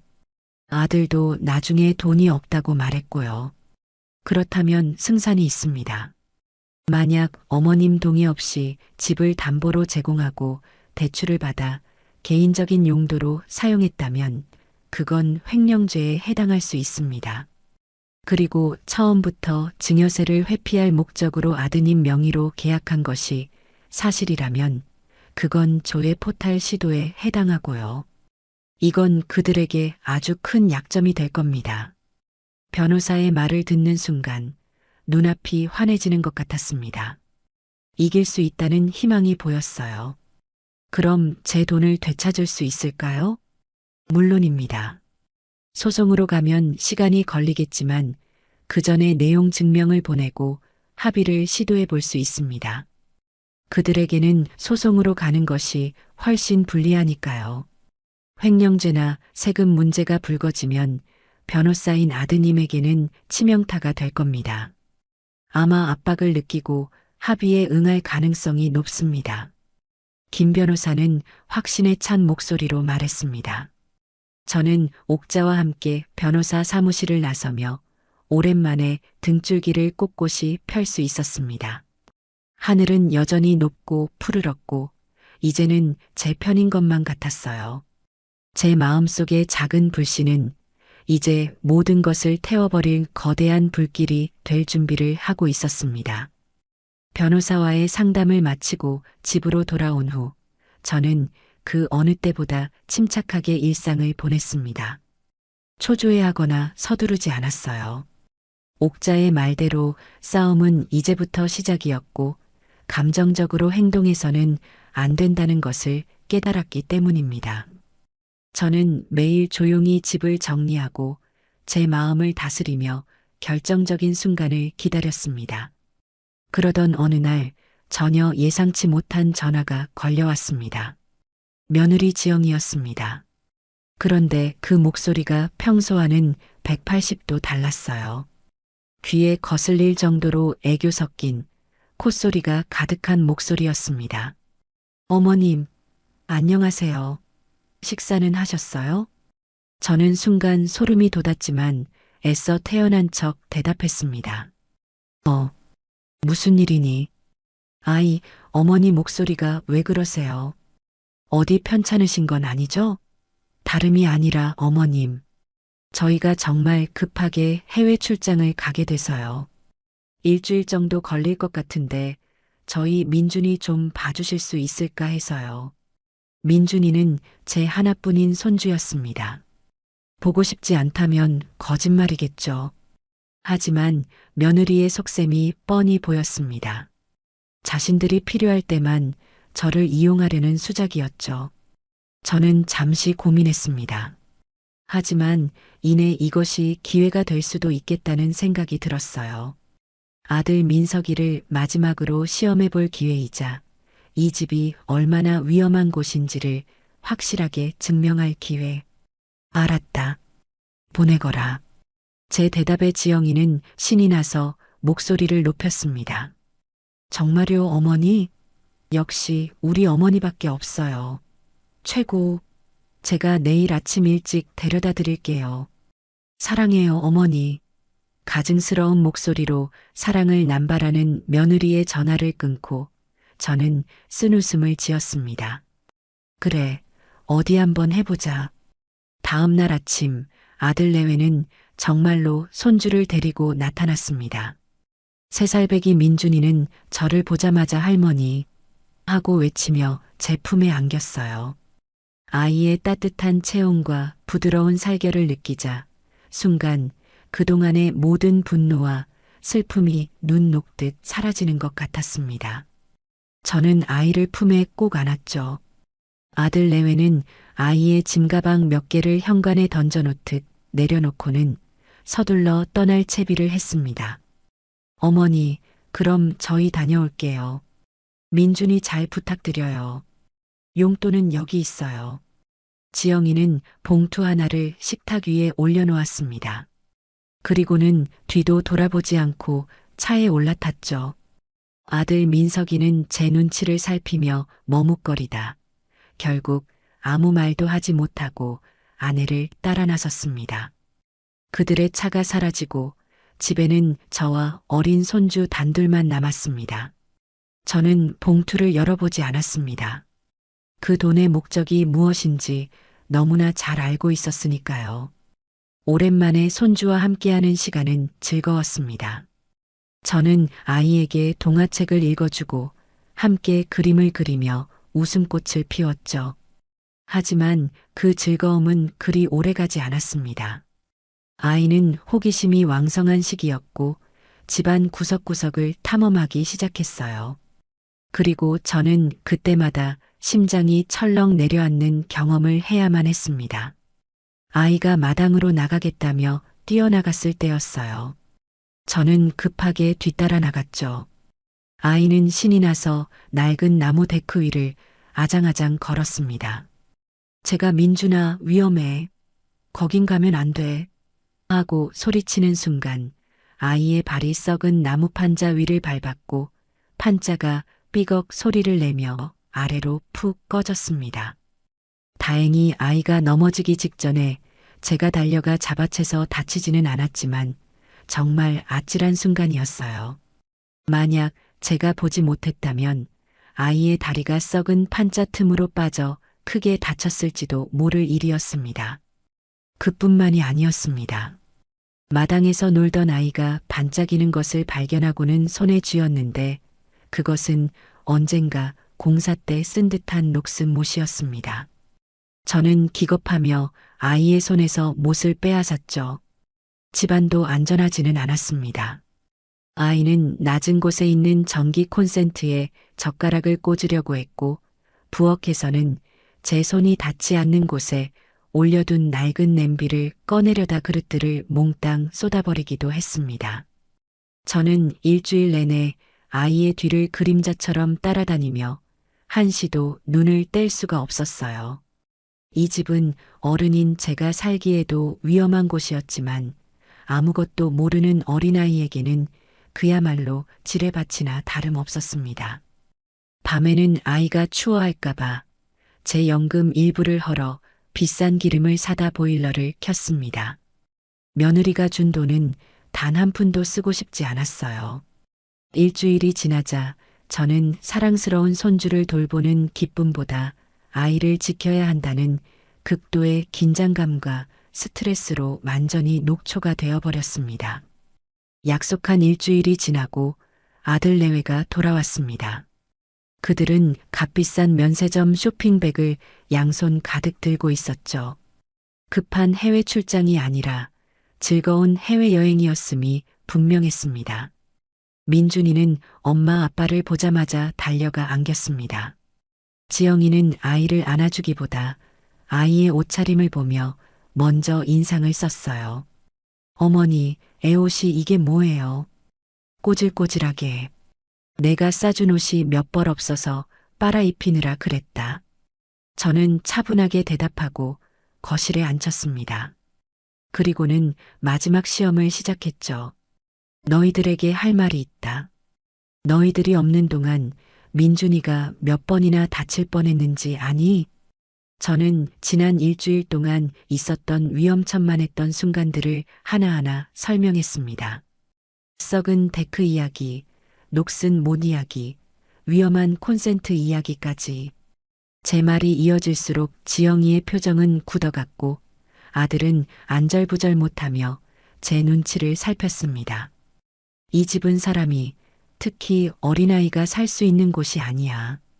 당장 이 집을 팔고 나를 다시 서울로 보내다오. 내 돈으로 산 집이니 내가 알아서 팔고 가겠다. 제가 단호하게 말하자 지영이는 어이가 없다는 듯이 코웃음을 쳤습니다. 어머니, 지금 무슨 말씀을 하시는 거예요?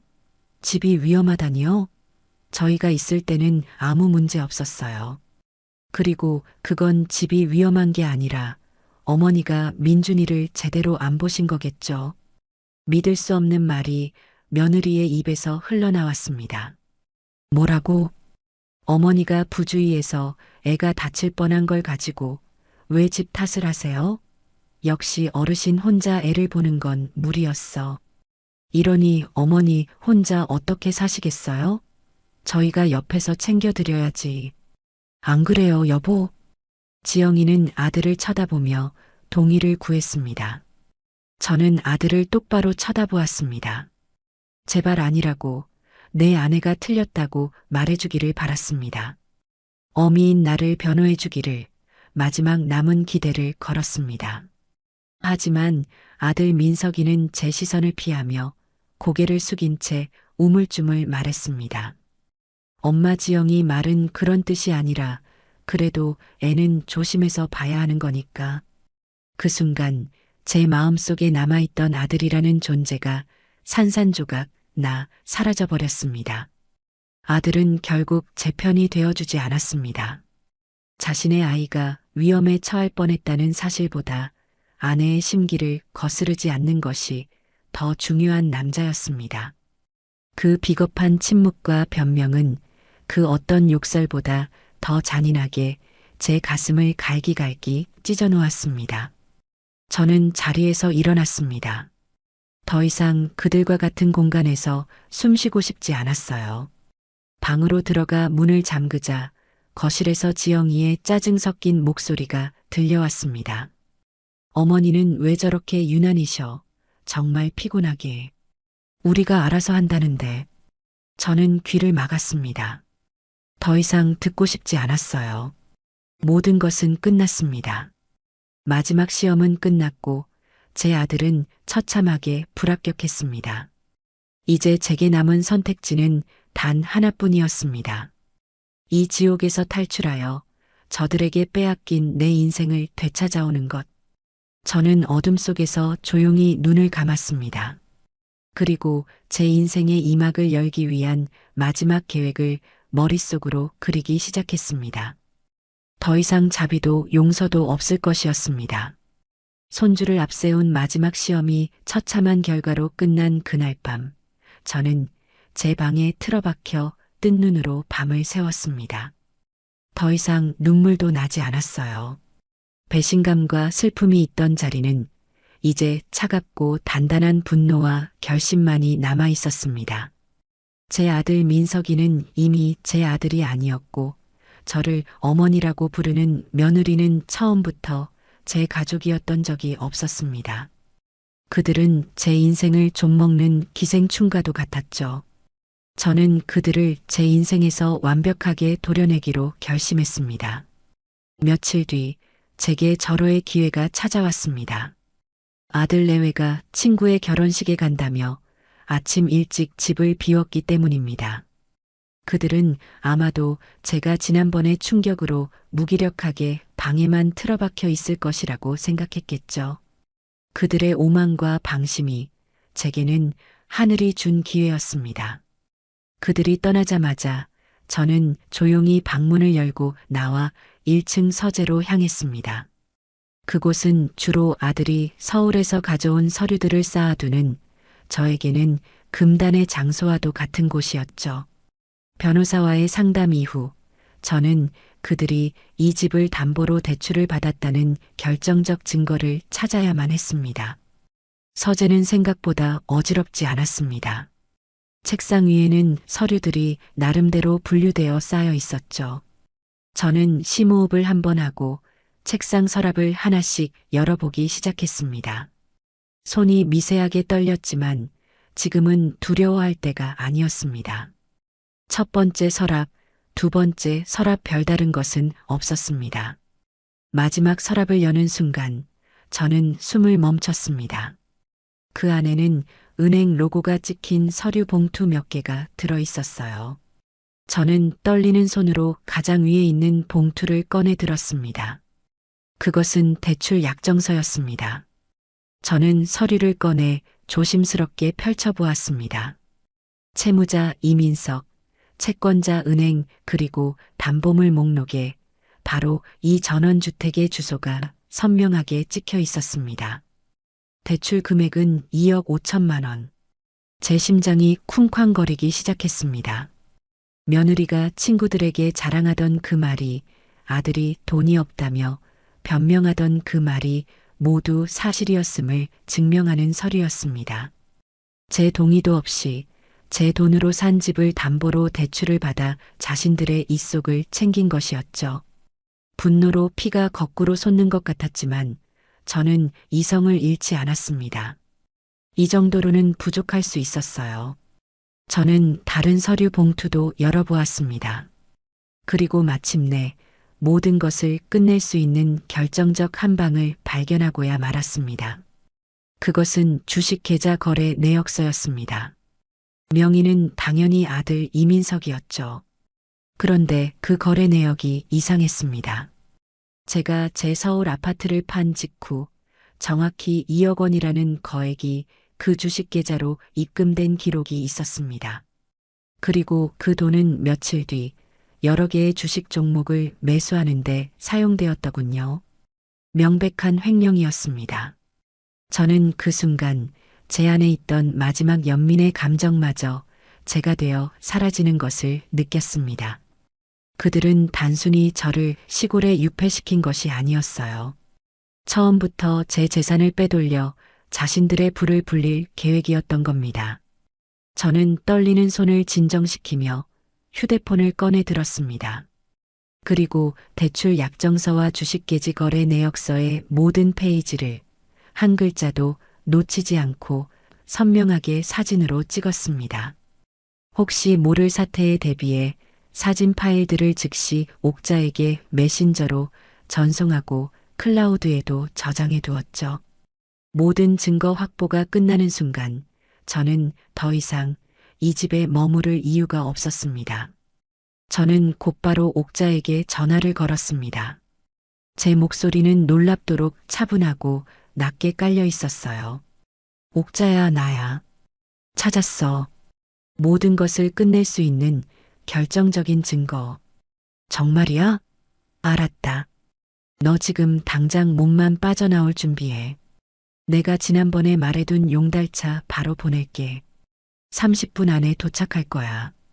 옥자는 제 말의 의미를 즉시 알아차리고 일사불란하게 움직여 주었습니다. 저는 전화를 끊고 제 방으로 돌아가 미리 싸두었던 작은 짐가방을 챙겼습니다. 남편의 낡은 양복과 깨진 찻잔 조각이 담긴 제 고통의 증거들이었죠. 그리고는 식탁으로 가 편지지 한 장을 꺼내 들었습니다. 그 위에 저는 변호사의 명함과 함께 짧지만 단호한 문장을 적어 내려갔습니다. 이 편지를 읽을 때쯤 나는 여기 없을 것이다. 내게 연락하고 싶다면 나와의 이야기가 아니라 내 변호사와 이야기하게 될 것이다. 얼마 지나지 않아 집 앞으로 작은 용달차 한 대가 조용히 멈춰 섰습니다. 차에서 내린 것은 옥자와 낯선 기사 아저씨 한 분이었습니다. 옥자는 제 얼굴을 보자마자 말없이 저를 한번 꼭 안아주었습니다. 고생했다, 호순아. 이제 다 끝났어. 우리는 더 이상 지체할 시간이 없었습니다. 저는 제 짐가방과 서재에서 챙겨 나온 서류 원본들을 차에 실었습니다. 집을 나서기 전 저는 마지막으로 그 집을 한번 돌아보았습니다. 곰팡이 핀 벽, 삐걱거리는 마루, 그리고 저를 올가매던 수많은 아픈 기억들. 더 이상 미련도 슬픔도 없었습니다. 그저 거대한 감옥에서 탈출하는 해방감만이 느껴질 뿐이었죠. 저는 제가 쓴 편지를 식탁 한가운데에 보란듯이 올려두고 미련 없이 현관문을 나섰습니다. 용달차는 조용히 시골길을 빠져나와 서울로 향했습니다. 차창 밖으로 빠르게 스쳐 지나가는 풍경들을 보며 저는 지난 몇 달간의 시간을 복기했습니다. 순진했던 어미 박호수는 이제 죽었습니다. 지금 차에 앉아 있는 사람은 자신의 것을 되찾기 위해 싸우는 전사 박호순이었습니다. 서울 톨게이트를 지나는 순간 저는 새로운 인생이 시작되고 있음을 직감했습니다. 아직 모든 것이 끝난 것은 아니었지만 저는 더 이상 혼자가 아니었습니다. 제 옆에는 든든한 친구 옥자가 있었고 제 손에는 승리를 가져다 줄 날카로운 칼이 들려 있었으니까요. 옥자가 미리 마련해 준 곳은 서울의 한적한 주택가에 위치한 작은 오피스텔이었습니다. 크기는 예전 아파트의 절반도 되지 않았지만 제게는 세상 그 어떤 대저택보다 안전하고 아늑한 성체처럼 느껴졌어요. 짐이라고 해봐야 옷가지 몇 개와 서류 가방이 전부였기에 정리할 것도 없었습니다. 옥자는 저를 위해 마트에서 장을 봐 따뜻한 저녁을 차려주었습니다. 우리는 마주 앉아 말없이 식사를 했죠. 그 고요함 속에서 저는 폭풍 전의 평화를 느끼고 있었습니다. 저녁 식사를 마친 후 저는 변호사에게 전화를 걸어 모든 상황을 설명하고 확보한 증거 사진들을 다시 한번 전송했습니다. 김 변호사의 목소리는 낮고 차분했지만 그 안에 담긴 확신을 느낄 수 있었어요. 어머님, 정말 결정적인 증거를 찾아내셨습니다. 이제 저희가 훨씬 유리한 고지에 서게 됐습니다. 오늘 밤은 푹 쉬시고 내일 아침 제가 내용 증명을 발송하겠습니다. 아마 오늘 밤이나 내일 중으로 아드님에게서 연락이 올 겁니다. 절대로 먼저 연락하지 마시고 어떤 회유나 협박에도 흔들리시면 안 됩니다. 변호사의 말을 듣고 나니 마음이 한결 단단해지는 기분이었습니다. 그날 밤 저는 몇 달 만에 처음으로 깊은 잠을 잘 수 있었습니다. 다음 날 오후가 되어서야 제 휴대폰이 미친 듯이 울리기 시작했습니다. 발신자는 아들 이민석이었습니다. 저는 심호흡을 한번 하고 옥자가 가르쳐준 대로 녹음 버튼을 먼저 누른 뒤 차분하게 전화를 받았습니다. 여보세요. 엄마, 지금 어디야? 집에 와보니까 엄마도 없고 이게 다 무슨 일이야? 식탁 위에 이 편지는 또 뭐고? 아들의 목소리는 당황과 분노로 뒤섞여 있었습니다. 저는 조금의 동요도 없이 지극히 사무적인 톤으로 대답했습니다. 편지에 쓰인 그대로다. 이제부터 나와의 모든 이야기는 내 변호사를 통해서 하도록 해라. 엄마, 지금 장난해? 변호사라니, 그게 무슨 말이야? 그때 전화기 너머로 앙칼진 며느리의 목소리가 끼어들었습니다. 여보, 비켜봐. 잠시 후 수화기를 빼앗은 지영이가 악을 쓰기 시작했어요. 어머니, 지금 저희한테 시위하시는 거예요? 말도 없이 집을 나가시면 어떡해요? 그리고 서재에 있던 서류들은 다 어디 갔어요? 당장 가지고 돌아오세요. 저는 피식 웃음이 나왔습니다. 저들은 아직 상황 파악을 제대로 하지 못하고 있었어요. 자신들이 저지른 짓이 아니라 제가 집을 나간 행위와 서류가 없어진 것만을 문제 삼고 있었죠. 내가 왜 그래야 하지? 그 집은 이제 내 집이 아니잖니. 그리고 그 서류들은 내 변호사님이 아주 유용하게 쓸 거라고 하더구나. 뭐라고요? 이 늙은이가 정말. 당신 그거 절도죄인 거 몰라? 남의 물건 함부로 훔쳐가면 어떻게 되는지 보여줘? 당장 경찰에 신고하기 전에 서류 가지고 돌아와. 며느리의 협박에 저는 오히려 웃으며 대답했습니다. 제 목소리는 얼음장처럼 차가웠을 겁니다. 그래, 얼마든지 신고하거라. 절도죄로 나를 신고해. 그럼 나는 너희들을 횡령과 사기, 증여세 탈루 혐의로 맞고소할 테니 어디 한번 해보자꾸나. 제 말에 전화기 너머의 지영이가 순간 말을 잃었습니다. 잠시 동안의 정적이 흘렀고 그 정적 속에서 저는 저들의 당혹감과 공포를 느낄 수 있었습니다. 그제야 상황이 자신들에게 얼마나 불리하게 돌아가고 있는지를 깨닫기 시작한 것이었죠. 지영이는 무언가 더 소리치려다 말고 결국 전화를 끊어버렸습니다. 저는 조용히 통화 종료 버튼을 누르고 휴대폰을 내려놓았습니다. 옆에서 모든 것을 지켜보던 옥자가 제 손을 꽉 잡아주었습니다. 잘했어, 호순아. 아주 잘했어. 그 후로 2시간 동안 전화는 오지 않았습니다.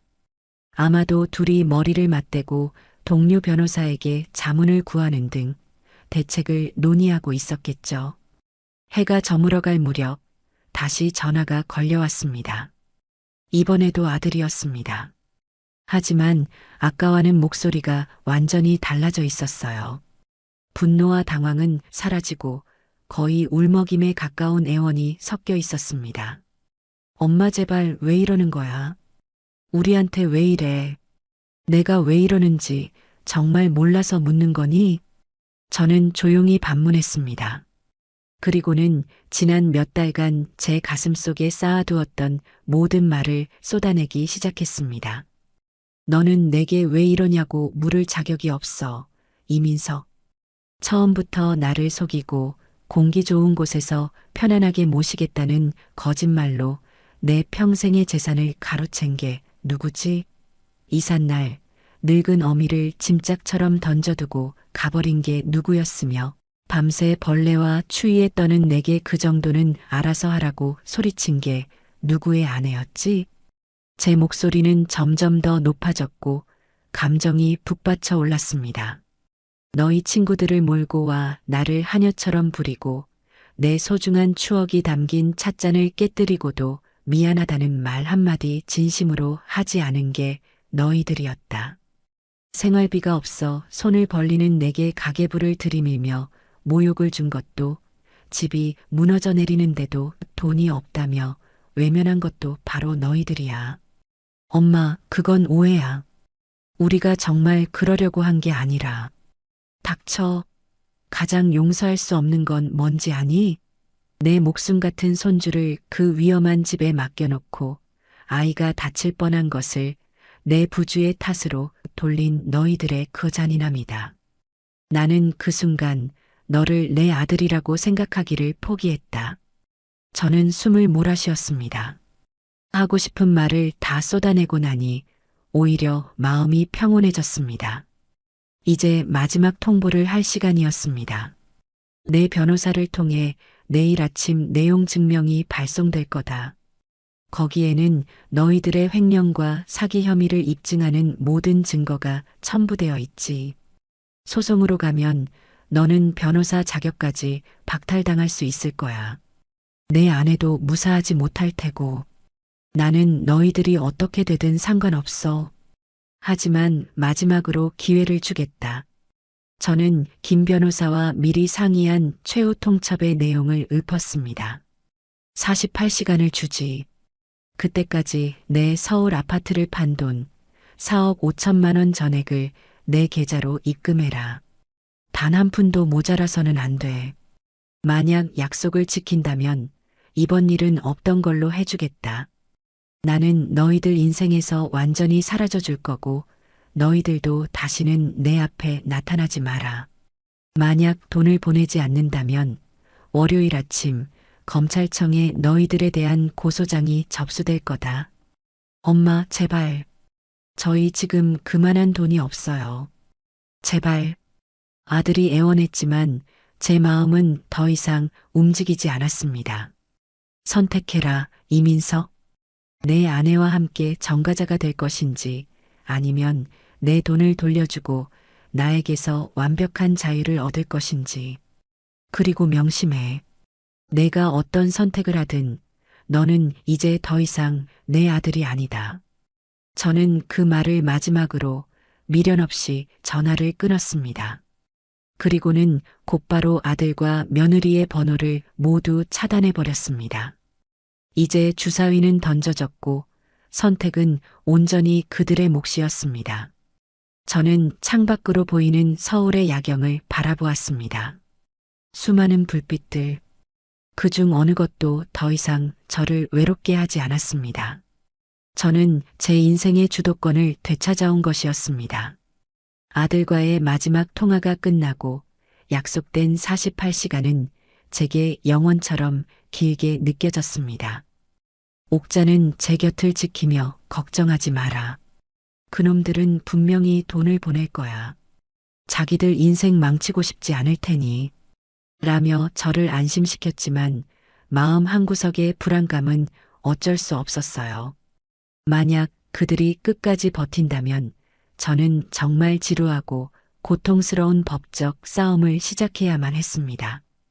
약속된 시간의 마지막 날 아침이었습니다. 저는 잠을 설친 채 뜬 눈으로 아침을 맞았습니다.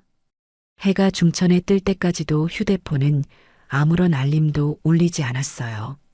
초조한 마음에 손톱을 물어뜯고 있을 때 옥자가 조용히 제게 휴대폰을 건넸습니다. 호순아, 은행 어플 한번 들어가 봐. 저는 떨리는 손으로 휴대폰을 받아들고 은행 어플리케이션을 실행했습니다. 비밀번호를 누르고 계좌 잔액을 확인하는 그 짧은 순간 시간이 멈춘 것 같았어요.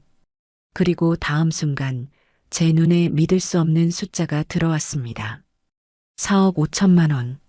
제 계좌에 아들 이민석의 이름으로 정확히 4억 5천만 원이 입금되어 있었습니다.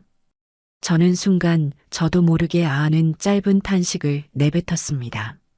그것은 기쁨도 슬픔도 아닌 그저 모든 것이 끝났다는 안도감의 표현이었습니다. 바로 그때 차단되지 않은 번호로 장문의 문자 메시지 한 통이 도착했습니다. 보낸 사람은 아들이었어요. 아마도 다른 사람의 휴대폰을 빌려보낸 모양이었습니다. 엄마, 정말 미안해. 내가 다 잘못했어. 한 번만 용서해주면 안 될까로 시작하는 구차한 변명과 애원이 가득했습니다. 저는 그 문자를 끝까지 읽지 않았습니다. 첫 문장을 보자마자 망설임 없이 삭제 버튼을 눌렀어요. 그리고는 그 번호마저 즉시 차단해버렸습니다. 모든 것이, 정말로 모든 것이 끝난 순간이었습니다. 옆에서 지켜보던 옥자가 제 어깨를 감싸 안았습니다. 우리는 아무 말도 하지 않았지만 서로의 눈빛 속에서 깊은 위로와 축하를 주고받았습니다. 그날 이후 제 인생은 빠르게 제자리를 찾아갔습니다. 저는 옥자의 도움을 받아 예전에 살던 동네 근처의 작지만 햇살이 잘 드는 빌라 한 채를 계약했습니다. 제 이름 박호순 석자가 선명하게 찍힌 집문서를 손에 쥔 날, 저는 남몰래 눈물을 흘렸습니다. 이것은 단순한 종이 서류가 아니었어요. 제가 되찾은 제 인생의 주도권이자 자존심이었습니다. 새로운 집으로 이사하는 날, 옥자와 순애를 비롯한 복지관 친구들이 모두 제 일처럼 와서 도와주었습니다. 좁은 집은 금세 친구들의 웃음소리로 가득 찼죠. 우리는 다 함께 중국 음식을 시켜 먹으며 소박한 집들이를 했습니다. 순애가 제게 물었어요. 호순아, 이제 정말 괜찮은 거야? 그 아들놈 다시는 연락 안 와? 그럼, 이제 그놈은 내 인생에 없는 사람이야. 호적에서만 못 봤지, 마음속에서는 이미 완벽한 남남이야. 저는 웃으며 대답했습니다.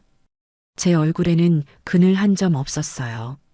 그날 저녁 우리는 복지관 다닐 때 자주 가던 칼국수집에 갔습니다.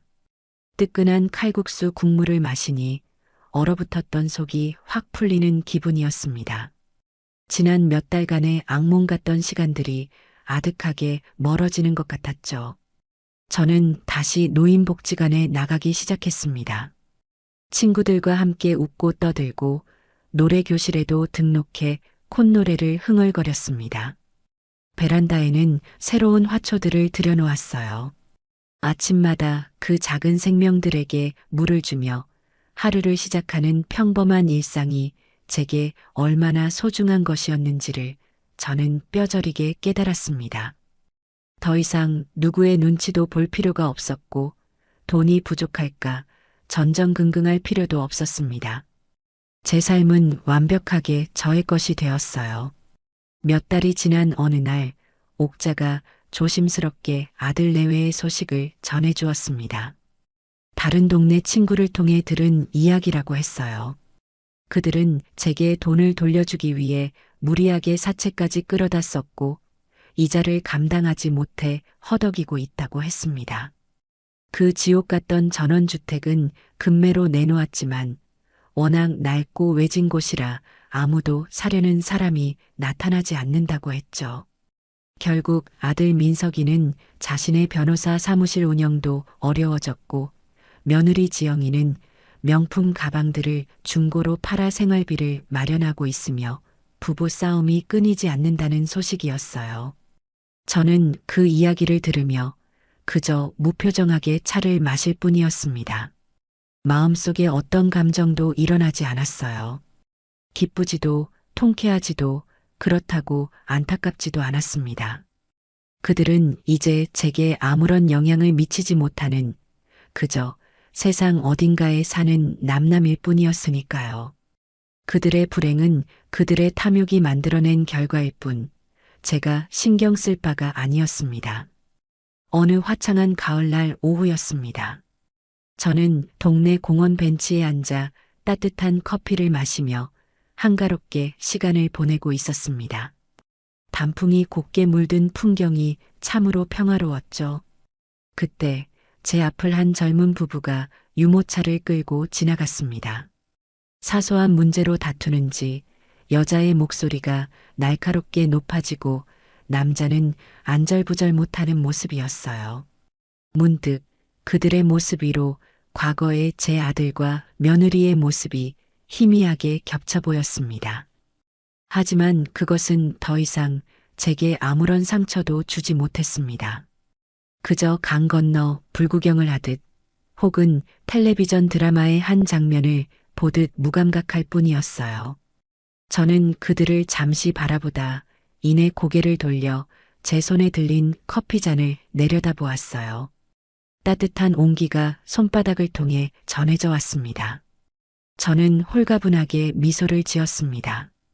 길고 긴 악몽에서 깨어나 마침내 완벽한 평화를 되찾은 사람의 미소였습니다. 내 인생의 주인은 다른 누구도 아닌 바로 나 박호순이다. 저는 나직이 중얼거리며 남은 커피를 마저 음미했어요. 가을 햇살이 제 어깨 위로 따스하게 쏟아져 내리고 있습니다.